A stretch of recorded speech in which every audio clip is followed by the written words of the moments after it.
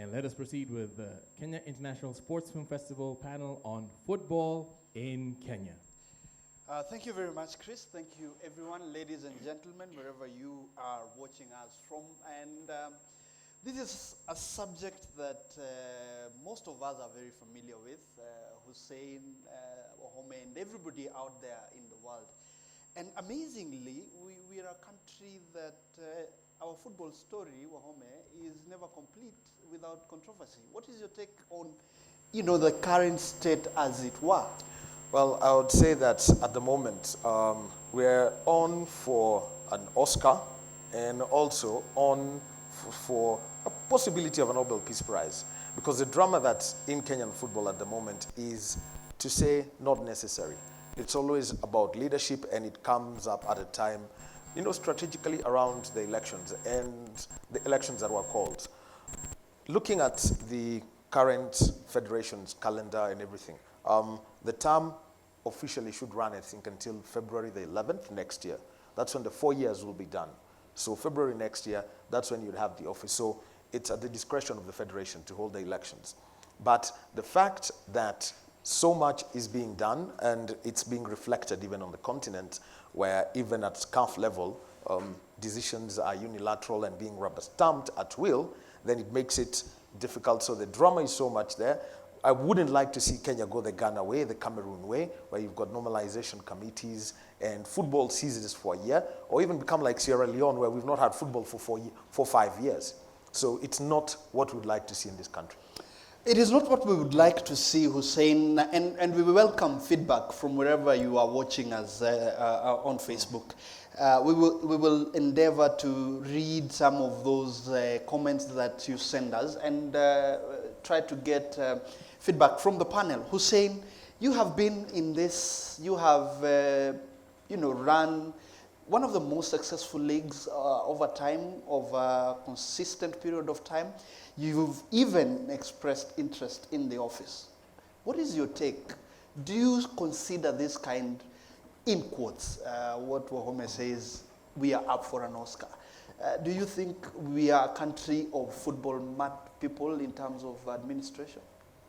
Well, I think one of the fundamental issues that we must address is the foundation of how we run our sports, generally speaking, not only in football, but across the board.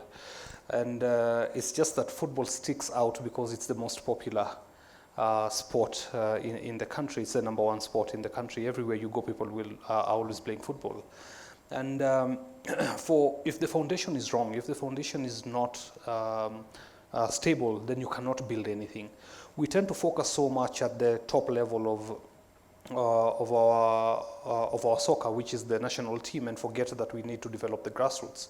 But in terms of administration matters, there's something we were taught when we started doing computer programming, and it was GIGO, GIGO, garbage in, garbage out.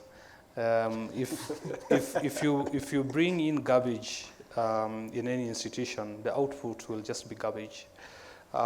So the foundation becomes a very important aspect in terms of how do you build an institution from the ground up. You must have people with credibility, people of integrity, and people who have got the skills to be able to deliver on what is required. Well, again, WAHOME, let's come back. What we know, we just learned this morning, is that as a group of people who had interest in the office of President of FKF have said that should the elections go on tomorrow, then they are going to dust the Kenya Football Federation certificate, and they will comply with the Sports Act and write to FIFA. That has just happened about an hour ago or so. WAHOME, are we back to the old days before 2011? Well, this sounds very much like 2000.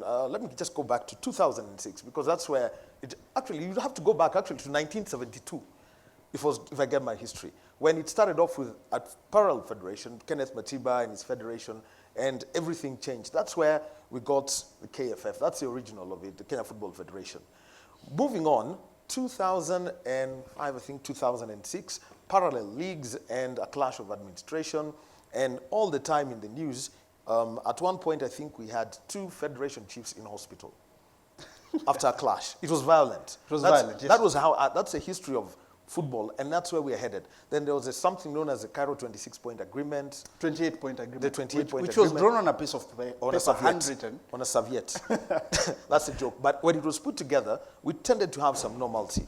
Then come 2007, 2009. 2008, 2009. 2009, we had 2 parallel federations. Football Kenya Limited, which was a company, which was a company limited by guarantee, running football in the country and recognized by FIFA. And then we had KFF. And it was normalized going into 2010. 2010. Now, the whole history is, anytime such things happen, you have a lot of external interference from FIFA. Now, FIFA can interfere and intervene when it comes to matters like this. And remember that it had to take the Court of Arbitration for Sports to bring this together. And forever, Ashford Mamelodi was a visitor in the country trying to put things together. That's when Hussein ran for and got the current FKF.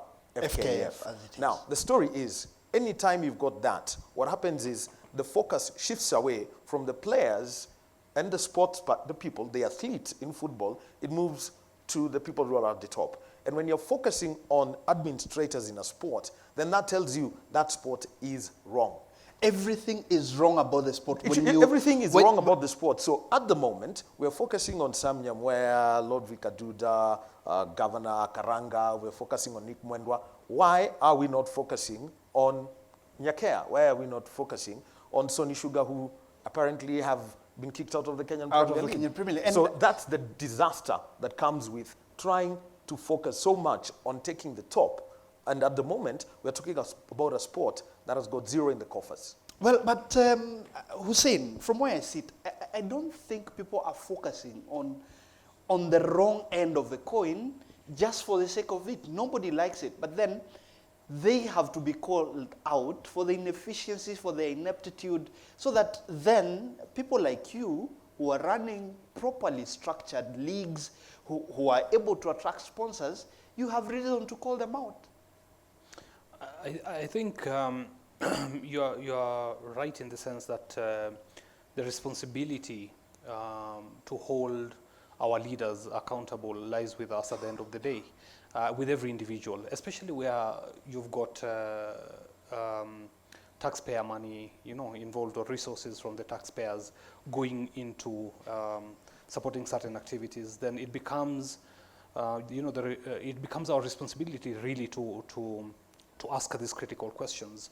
But in terms of football development, when we started the Super 8 League, as you know, it is now 15 years since the first edition. And we have grown it over time from a tournament to a league, and we did it through support, through sponsors, and of course, the politics of the federation, and we decided to go, our own way without much interference. And there are so many other people, I presume, who would have, supported this cause, but didn't because of the so-called wrangles. And to say that we are focusing too much on the administration, it's an election year. So we have to focus on the administration now because, people are going into want elective positions. But we also have got to look at the track record. What have these people done over time? And to me, if we take stock and say, what are the gains over the last, let's say, 5 years or 10 years in Kenyan football? Is there any really? And then that brings us back to how much we've pumped into football through the public coffers, or through sponsorships, or through support from FIFA, and what is the output? And what value? And what value have we gotten over time?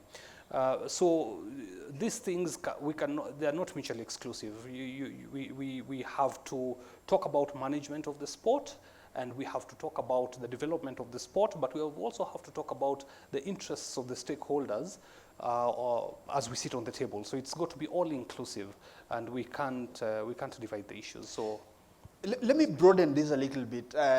Aside, of course, the politics is part and parcel of the game, not just here in Kenya, but globally.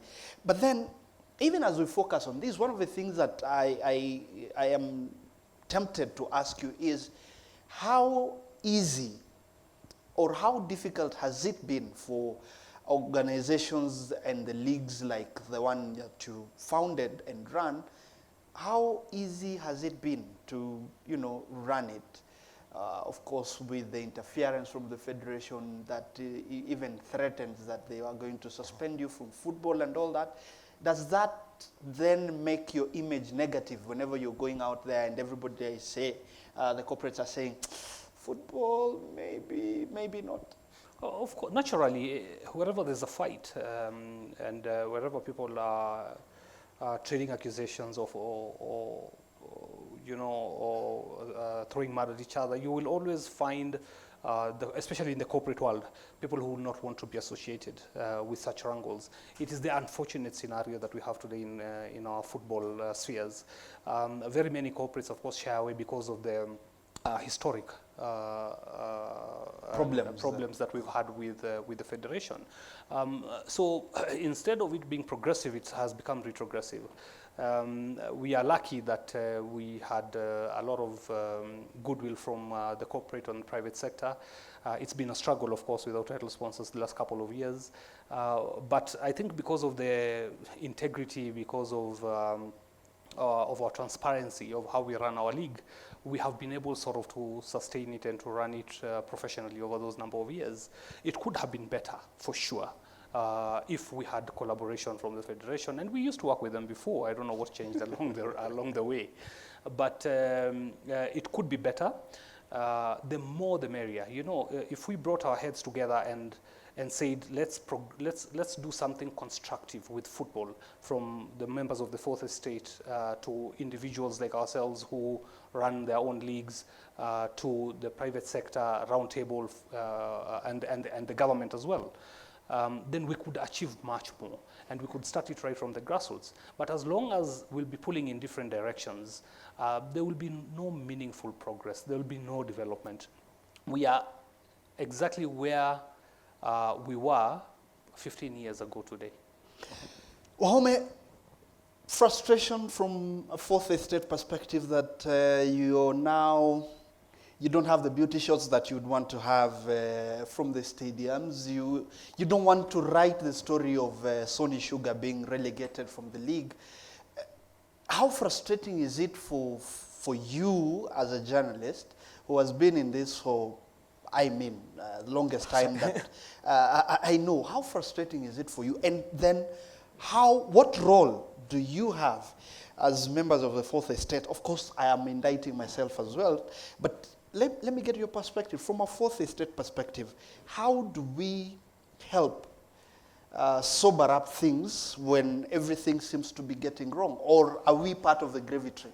Well, I have to say this. When it comes to the Fourth Estate, you'll either do two things. You'll either report or do journalism. I know it sounds like words that are interchangeable, but reporting, I'll go watch Gor Mahia against AFC Leopards, just say what I saw. But journalism includes telling a story. And at the moment, there are very few stories to tell. I'll give an example. Until 2011, the growth of attendance helped us tell stories about fans. We helped us tell stories about people who were at the gate, the stewards. We could tell the stories and stay a week and see how a game is prepared. You could tell the background of that Mashemeji derby until the tragedy happened at Gate 2 of the National Stadium on a Saturday night. So besides that, it now gets frustrating. For me, when I go to a stadium and I'm watching Kariobangi Sharks playing against Tusker FC, when I was a teenager, Tusker was known as Kenya Breweries. If you went to Ruaraka, it was packed. Just what went wrong? So you start asking the questions. Is there apathy? Are you looking at a club that has won a dozen titles in the country? That's Tusker FC. Are you looking at a club that has reached a continental final? Not once, then semi-finals. So what happens when, for me, every time I attend a game, there are no fans? Number two, what happens when all the time there is a tug of war as to who is supposed to run the league? When we understand very well that the Kenyan Premier League runs the league, the top tier, under license from the federation. But when you start fighting it now becomes not about the sport, but what's at the top. Again, it comes back. So there's no, anytime we people get into the fourth, then when we get to tell that story, you're told, the players come, so you can't tell the player story. That's number one. The second thing, you can't tell the real at the end of the day, you end up being embedded one way or another. Because, for example, if your employer is, and this is a challenge that even we suffer, if your employer is a rights holder, say for the Kenyan Premier League, then you will not write a dirty story about your own property. But dirty in this case is relative because, and this is where facts are not changeable. I mean, you're not going to substitute the fact that at what point does the story become dirty? Is it because you're very speaking? simple. It's very simple. For example, when SuperSport cut their deal with the Kenyan Premier League based on not the expansion of the league, but over the ownership of the league. That's a document that was released by SuperSport. Yes. What was the story that we wrote? We did not tell the right story. We said that SuperSport left because the league was expanded to 18. Precisely. That was the wrong story. Exactly. So at that point, we failed the public. So they believe that. But here I am. My employer at that point was part of the deal of the Kenyan Premier League. So am I supposed to write, how advanced do I go? These are things this is a question of fact versus interest. Hussein, as a consumer of what we churn out as the fourth estate, do you feel frustrated that at times we are making it so difficult for you to tell your story, that we are telling the story that is probably not there and we are shutting you out because maybe you don't belong to where the decision makers belong to? Well, it's a frustration we faced over the years, but we decided, we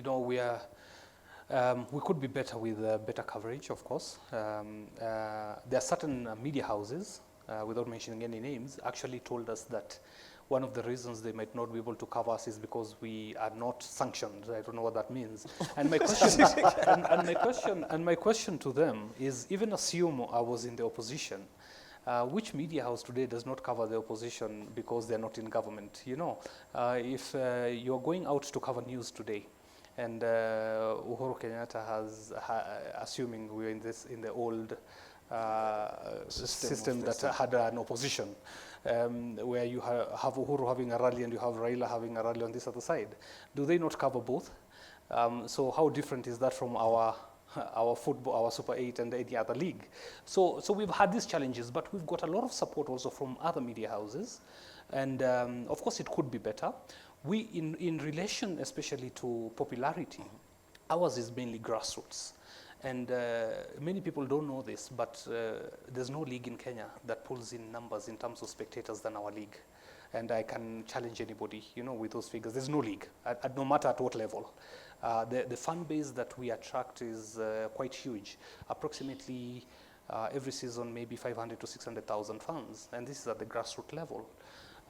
When you come to our games, most people who attend them for the first time actually get shocked by the attendance and by the popularity of the league. And I just wish that the fourth estate could actually give it more attention, could actually help us build it further. It's possible to grow it. One of the biggest challenges, of course, is infrastructure. We don't have the right infrastructure. We don't have the right equipment to be able to get more of our games out there. But this is work in progress. We have to, so to answer your question is we have some media houses, members of the fourth estate that really support us, and we have some who've been lukewarm, and a few, but very few, who've been outrightly cold towards the initiative. But that doesn't deter us. We keep on pushing forward, and we keep on doing what we do, year in, year out, despite the challenges. And hopefully one day, everybody will be on board. Milton, let me add to something to that. If you look at Hussein's tournament Super 8, there is a saying in Swahili, chema chajiuza kibaya chajitembeza. Now, here's the thing. You can look at the hype that is made around every event, and anytime there is noise, you will get, naturally, you will get the media attention that you deserve. We're looking at a country where sports programming, I think the most, I think with the except Bamba Sport is sport all through, but look at all the domestic channels, and I'll tell you 10 hours of sport a week, 10 hours dedicated to sport a week is what you could get from most media houses, tops, 10 hours. And this is excluding the live things. So it just comes naturally to it that you will be attracted, even as a reporter, to what is good. And it gets to a point. Look at if we are accused of being EPL mascots, English Premier League mascots, because you will have more conversations about Chelsea, Arsenal, or even Tottenham Hotspur right now than you will have about the domestic league. So it depends how well is it attracting. And number two, if you go to a place and you find a little bit of hostility, what happens? You will keep prodding and prodding and prodding. But at one point, you know, you might even be told, keep off. Let them let's, Kariuki Mwangi is posting, watching live on Facebook, and he says, what next for the top tier league now that the Kenyan Premier League contract comes to an end? Will it be renewed? I am not so sure that this panel will be competent enough to answer that. But the second part of his question, I think, is relevant because he says, if not, will the federation run the league competently? I wish to pose that question. Well, it's very interesting. The constitution of the Football Kenya Federation simply says the top tier league is supposed to be known as the FKF Premier League. So ideally, the question will be asked, have they been running the National Super League effectively?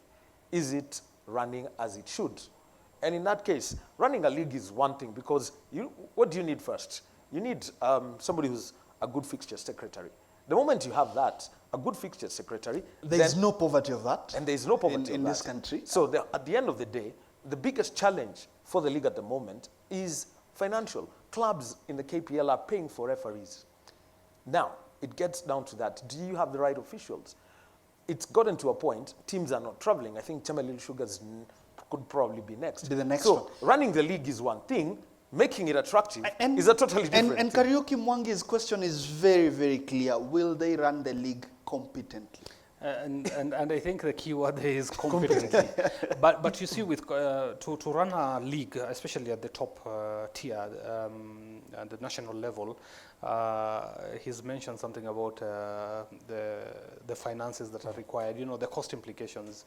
But you cannot run anything competently if you're not accountable. If you're incompetent yourself? Not only incompetence, forget the issue of competence. Are you, first of all, do you have the integrity to be trusted with resources? Are you accountable? You know, have you been able to show that you can use resources prudently?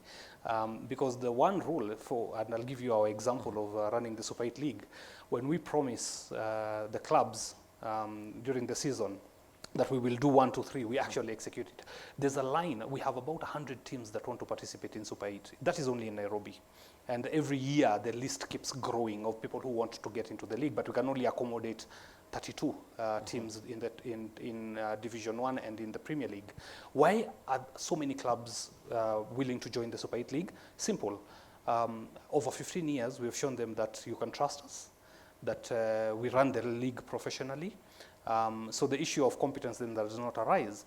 But if you are talking about competence in running the National League, then the first question I will ask you, even if we gave $1 billion shillings to that league, will it be utilized properly? Will we have the right people who we can trust with that type of resource, even if it was to attract the sponsorship or the support that it requires to flourish and to become a very competitive league and to attract TV rights and attract all sorts of endorsements. So the issue of competency is, of course, encompasses also the issue of integrity and accountability. And that is very key whenever you're running any institution. That is very key. And Hussein's sentiments are coming at a time when there's a lot of hula baloo. WAHOME, the president of the Federation of Football, Nick Mwendwa, comes out, guns blazing, says they're being frustrated by government, they're not getting money. He talks about billions that have gone into the sports fund. And the PS comes on one side and he says, for me, it is not personal, it is not anything to do with how you look like or how short or how tall you are. It is just a question of accountability. Well, has Nick Mwendwa bitten more than he could chew, especially within the context of accounting for the money that he has received. Piers told me personally it's more than 700 million shillings over the last 3.5 years. Well, I'll say this, and I come from a background where I work in a parastatal, so I would understand how government would work. I'll give an example. If I am sent to Thika and I spend a night, and we're given that famous imprest, the moment I get back to my employer, I will have to account for every cent, and if I use the company vehicle, that company vehicle, I must attach the work ticket to it. Signed and approved. Authorized, and the proof of work must be there. So you've got to account that. Now, when it comes to government, and especially, and I think the biggest amount of money is the 244 around the AFCON. 50 million, which was promised by the Deputy President. So it comes down to about 200 million or so, roughly. So he's got to account for it. And there's 195 million yes. For the year 2018. And that is specifically for the Africa Cup of Nations. And here is the accountability. And I can actually give you the details expected from Football Kenya Federation. Number one, they need to see... Okay, Wahome, as you do that, yes. I know that your background is also accounting. Yeah. Now, you've had a chance to look at what they have presented yes. As the accountability report. Does it look like that for you? No, it does not. And I'll be very specific. Punch holes so that I'll be very people specific. can understand that there is no vendetta between... It's not a vendetta. From government side against Nick Money. Top off whatever was presented at the Safari Park Hotel. Number one. Call it as it is. Was that an accountability It was report? not accountability. And I'll be specific. Number one, Kenya played Togo. The last time Kenya played Togo, I mean before Monday, was in 2012. That's 7 years ago. Fact. 2, 3 friendly matches. No, we played 2 matches. One was Tier B against Madagascar, because the A Madagascar team was not even in France. The A friendly was against DR Congo in Spain. Now, that's the other one. And when it comes to public spending, you cannot move money for tea to samosas. It doesn't work that way. If money is allocated for tea, you use it for tea. You don't use it for samosas. You need authorization to move that money. Now, the other one is about, the other matters that were about the accountability was the Makusa of the French Rugby Federation Center. Now, if you are going to do it, and especially if the federation had picked it, they had to justify. So, half of the money, about 105 million, was dealt through the agency that secured the place and the costs. And the question is, if you can't basically, specifically account for the accommodation rates or the hire of that facility and everything around it, and it's so detailed, if you look at what we call a surrender, as you account for the money, you could have something as thick as, it could be a ream of paper. The government is not friendly to trees. Now, so he's got to account. As you do that, the president everything. of the federation and other officials at that level were earning allowances of, the president was earning 50,000 every day as allowance to him, and you work for government. Please help us. Was that allowance is pegged to what job group, and how has that been done? $50,000, $500 per day. That should be job group Z, probably.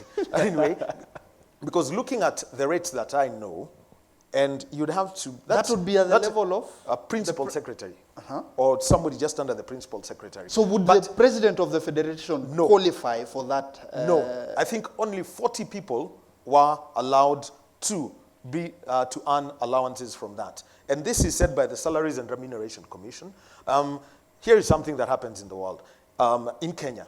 And when it comes to our athletes on national team duty, the men and the women earn allowances at the same rate. So they were set. If you're doing a qualifier, I think the allowances outside... They are very well set. Is $50. I think at the Africa Cup of Nations as a continental championship... It would be 100 or... about $150 per person. Now, the delegation was 40, led by Mureithi Nabea. So those are the 40 people who can earn allowances from the 195 million shillings given for the Africa Cup of Nations. I want you to hold it at that. Hussein, he's talked about an accountability report, and I know him. His background is accounting. You spoke about integrity. Here now we have a federation that is like on the overdrive, trying to blackmail, in my opinion, to blackmail the government. Is that a classical example of lack of integrity that you've spoken about, where the president of the federation is drawing allowances that are not approved, where you have, more than 100 million being spent through an agency that is amorphous? WAHOME can confirm that. I think also, to be fair, I haven't personally looked at the sort of, as they're called, audited accounts. I don't know if they're audited or if they were just financial statements of accounts that were presented. So I haven't had the privilege to get a copy or to go through it, so I might not be able to comment authoritatively on what was spent where and if it should have or should not have been. But going by what has been widely reported in the media and on different platforms, I want to reiterate that the government must do a proper forensic audit of all monies that have been given to all federations, not just football. And because of the historical issues that we've had with mismanagement of federations and resources given to federations, the culture of impunity has continued to destroy our sports, and more so football. And that is what must come to an end.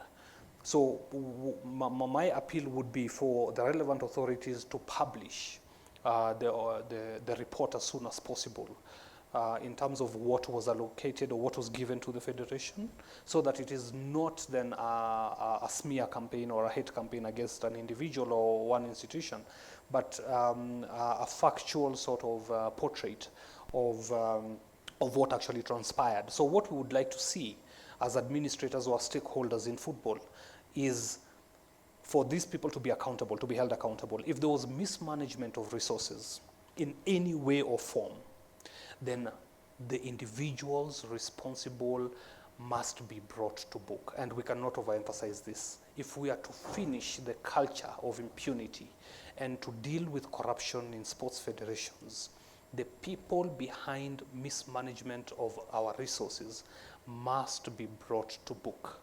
And the sooner that report is out, the better. I'm not taking the PS's side, or I'm not taking the federation side. I'm just saying Kenyans must take the side of the truth, and we must demand for accountability. So the first thing that we want to see is the audited reports. Should there be people who are culpable, EACC and DCI should do their job, and from there, then the Director of Public Prosecution should step in and open the cases for the individuals who have siphoned money or who have mismanaged resources that were allocated to the federation. And that is the bottom line. That is the bottom line. And what I know is that although the federation has denied this, there is evidence, there is every reason to believe that the Directorate of Criminal Investigations have been to Kandanda House. Government has dispatched a special audit team to look at their books, and which then brings me to the question, in your own view, and as a football stakeholder, do you think that the federation as currently constituted has been, shown fidelity to principles of financial prudence? Have they given a proper account? Do you see like more than R1 billion has gone into football through the current federation under Nick Mwendwa, or is it money that has just disappeared into? Well, in your opinion, when you pump resources into anything, there's what you call the output. What is it? Can it be felt? I'll give you an example of the Kabaki administration, and when they said they pumped in about 100 billion in infrastructure over a certain period of time, within 2 years, you saw Thika Road. You're able to see you see impact. There's impact. You can point at something and say, I see the development. The money went into this development, and this is what we are presenting to you. In our case, what is there to present? Nothing. I mean, we hardly beat mediocre teams in our national assignments.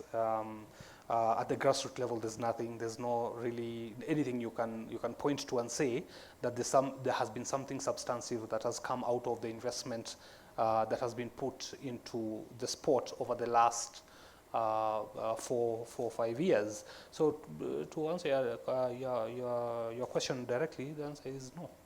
Well, I'll say this about this federation. Let me just give them a plus where it's due.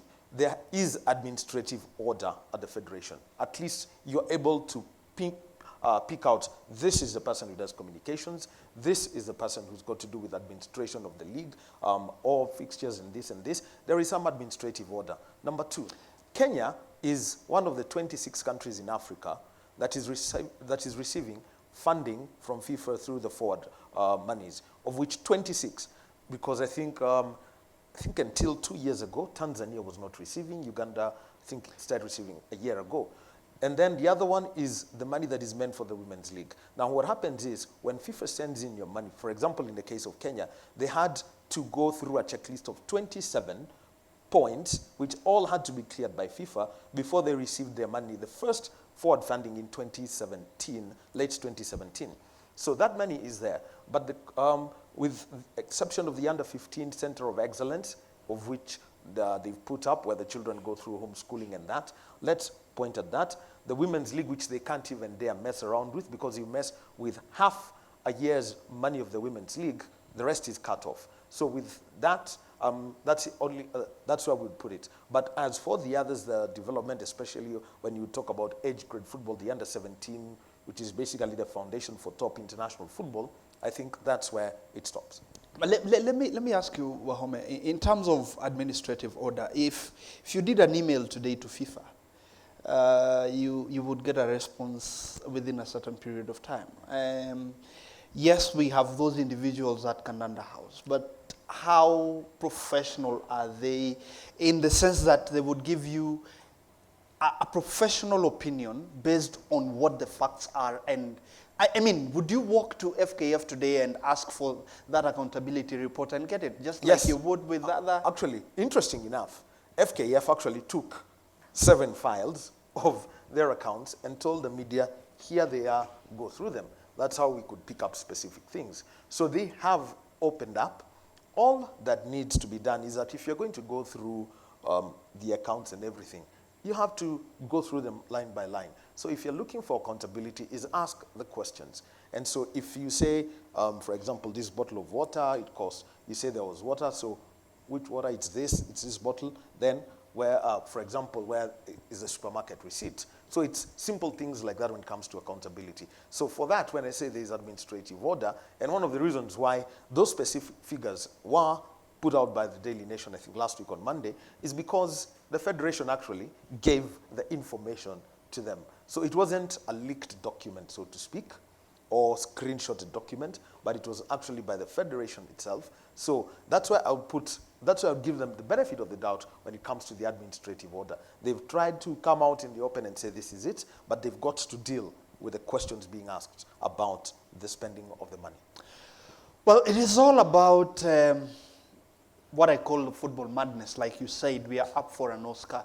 Let's talk about the madness that the elections have become since they were announced. And there is an order from the SDT that says the elections board can receive nominations, but those nominations will not be valid until the matter before it is heard and determined on the 3rd of December. Sports registrar writes to FKF and says, you cannot hold these elections because your county sports associations are not registered, and therefore you cannot hold those elections. So the federation comes and says, tomorrow our returning officers are ready and we are good to go. I mean, what do you make of all that, Hussein? You know, this is one of the biggest challenges that we have as a country when it comes to governance issues. And at the risk of being very, or sounding very, becoming very unpopular, I want to present to you that the federation as constituted was already illegal. If you look at the last elections, they never conformed. They never followed the Sports Act. The Sports Act. So even on the day of elections, when there was the handover with the former Cabinet Secretary of Sports, no, the rules and regulations had not been followed. They actually swore in the new officials illegally. So the constitution of the institution itself was on flimsy grounds.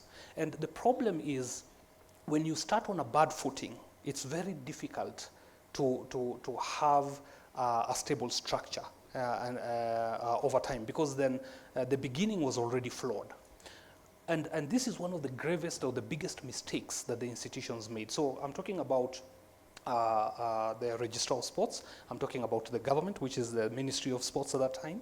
I'm talking about the sports arbitration team that was to that was to at least give guidance at that time. And FIFA themselves. And also FIFA. And this is my biggest challenge also with FIFA. The amount of attention and the amount of, or rather the impunity that they have allowed on the African continent, it's a different subject for another day. and you can see clearly that we have a very big issue when it comes to governance matters and the interference or lack of by FIFA. So when you talk about the current situation, this is a baby. The problems we're having today is actually a product, or it's the baby of what happened in the last elections, that we refused to listen to the law, we refused to follow the law, and we refused to have an institution that is registered under our current laws. And because of that, we've got all this mayhem happening right now. And coming back to the issue of elections, to say, to move away from, when I ran for the office in 2010, I insisted that we must have universal suffrage. That is the route we must take, because every football stakeholder who is within the structures of football must have a say. And we pushed and we got it at that time. We went for universal suffrage, and that is what that was the terms that we went into elections with. It is the same thing that should have continued, so that we give power to the clubs at the grassroots, so that they have a say on who will lead them moving forward. And that is what now, when we departed from that model in the last elections, that's where the rain started beating us again. And therefore, in a nutshell, should the elections not proceed tomorrow? In your reading from what is happening? The environment is just not conducive at all for anything to go on at the moment. And I think this is where now the Cabinet Secretary of Sports must step up. She's got all the powers under the Sports Act. I think it's Article 6. I'm not sure of which clause it is, but I think Article 6, if I'm not wrong. And she has the powers, first of all, to demand for accountability and to ask for audited accounts to be presented to the ministry, failure to which she can give 7 days notice to disband the organization. And this fallacy of a FIFA ban, or this perception of Senegal were banned 2 years later, they were in the World Cup, Nigeria told FIFA, they didn't even wait for a ban. I think Nigeria even sent a preemptive letter to FIFA and said, we want a break. So in other words... So even if we went to FIFA and said we want a break from your... So in other words, Hussein, because of time, you're saying FIFA, if you want to suspend Kenya for all we care, the environment is not right, do it so that we put our house in order. That is a route that we have been. But WAHOME, let me just add into something. You see, one of the things... As you add that, in 2016, there was a directive from FIFA that, yes, there was no compliance, there was consensus between government and FIFA, that their new office was to comply to the laws of the country and align their constitution to the constitution of Kenya. So there was that lenience because they wanted the transition. But after transition, there was that requirement. In your view, has that been done? And do you think we should have these elections at all, if at all we should? I'll tell you this. Eventually, we'll hold elections. The date doesn't matter, whether it's tomorrow or next year. But there's a friend of mine who says, well, the biggest problem in Kenya is that we have manners, but they are all bad. So this is what I'm going to, and let me just put it into context. What is difficult about obeying the law? It's a very simple thing. When you're driving down the road and the lights go red, it simply means stop. Just stop.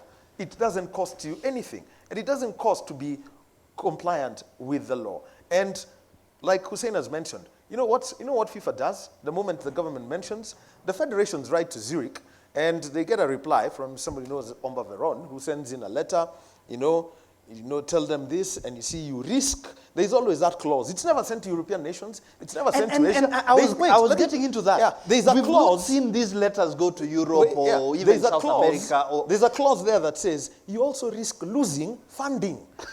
So at the end of it all, what's going to happen is that Kenya, let me tell you this, let's lose the funding. Wait, and I'll tell you why. Let's lose the funding. If it's the only way that we're going to get good manners, let's get it. And we have to stop. At the end of the day, for FKF to open a bank account, as per the law of Kenya right now, they need that letter from the registrar of sports.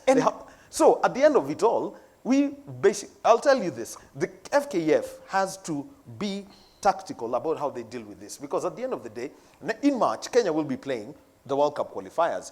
They will go knock on the doors which hangs in the balance, because we have not paid our coaches an amount of, I think, 170 million put together. Million. And FIFA have said it is either we pay or we are out of the campaign for Qatar 2022. So, ni kesi ya kuchota maji na gunia, or do we take the risk and say, okay, fine? We have... and that is the way forward for us from where we are now. How do we move forward? We have not made any significant progress in football development or in football matters at all. Almost talked about administrative credit to the federation. And my response really is, sometimes we should not compliment people, give compliments when somebody just does their job. Compliments should go to people who do something who go beyond. When you compliment somebody like Eliud Kipchoge, I would understand. We give him accolades. Our friend Douglas Wakiori here, who achieved so much. Those are people who've gone beyond, the human limits, and those are the people we carry on our shoulders and say, you've done so well. But for you doing your job, really, our standards are so low that when somebody even just shows up at work, you just say, well done. And I think that's what we need to depart from first. That showing up for the job is not good enough. You need to achieve certain something. Something way forward in a minute to say. So way forward is this. We need to go back to the drawing board. In my opinion, we need to go back to the drawing board. We need fresh thinking in football management. We need the support of government, of course. We need to forget about external pressures and external influences. It does not help us at all. There's no value from that. We need to hold people accountable. We need to have people of integrity. And ESCC, this time round, must make sure questionable characters do not even appear on the ballot. That you cannot even stand for election if you cannot account for whatever it is that you're doing. Anybody with a questionable integrity. Chapter 6 of our Constitution, we keep talking about it over. It's like a broken record now. ESCC must now show their teeth, and they must set an example with football. Because if you fix football in Kenya, all the other sports will be sorted out. If you show an example with football, it's the most popular sport. Everything else will fall into place. Thank you, Hussein. Daniel, the way forward, where do we start and how do we execute it? We've been suspended by FIFA before. If it happens, it won't be the first or last. How do we make it different this time around, if and when it comes? Because it seems like it's on the way. If football never learned from the Sepp Blatter era, remember when guys were carried out of the FIFA, cut it out, you know, but through after the American inquiries, and you just need to find out the act that was used to arrest those people. It is known the racketeering and influence corruption RICO Act. Basically, football was, the Americans said the football setup as it was organized crime. Those are laws that were used to bring down the mafia.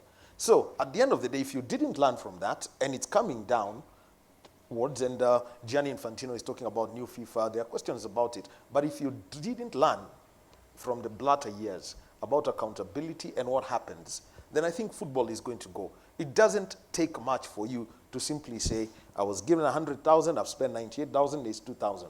Can I please, now what do I do with it? That's not difficult. It just needs very little action from a human being. Just being straightforward, and let's look at every aspect of football, start at the grassroots, come up, involve everyone. Because when football moves, you won't, I mean, people will be knocking on your doors. You won't be knocking on doors. You'll be saying, the auditorium is full. Please, we don't have the capacity. It doesn't take much. If people didn't learn from the latter years, then football will continue being viewed as organized crime. Thank you very much, Hussein Mohammed, founder and patron of Extreme Sports, who run the Extreme League. It is played around for the last 15 years. Thank you very much, Hussein, for being a part of this panel.